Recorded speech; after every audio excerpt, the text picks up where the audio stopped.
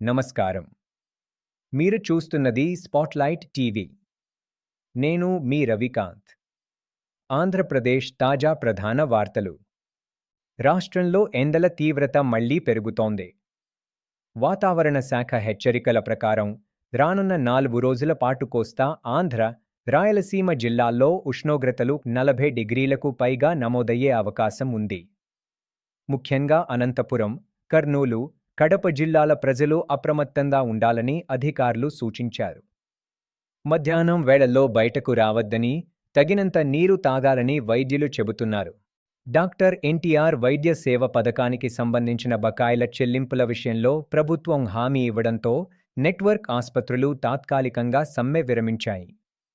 ప్రభుత్వం సుమారు 1,000 కోట్ల రూపాయలు బకాయిలు 10 రోజుల్లో చెల్లిస్తామని తెలిపింది. అదేవిధంగా ప్రతి నెలా 1,501,70 కోట్ల చెల్లింపులకు చర్యలు తీసుకుంటామని ప్రకటించింది. దీంతో పేద రోగులకు చికిత్స సేవల్లో అంతరాయం తగ్గే అవకాశం ఉంది. చంద్రబాబు నాయుడు అమరావతిని భవిష్యత్తులో ప్రపంచ స్థాయి నగరంగా తీర్చిదిద్దుతామని మరోసారి స్పష్టం చేశారు. రాజధాని అభివృద్ధి, పెట్టుబడుల ఆకర్షణ, ఉద్యోగావకాశాల సృష్టిపై ప్రభుత్వం దృష్టి పెట్టిందని తెలిపారు.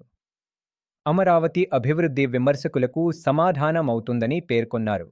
ఇవి ఆంధ్రప్రదేశ్ ప్రధాన వార్తలు. మరిన్ని తాజా అప్డేట్స్ కోసం స్పాట్లైట్ను చూస్తూ ఉండండి. మా ఛానల్ను సబ్స్క్రైబ్ చేయండి. నేను మీ రవికాంత్. ధన్యవాదాలు.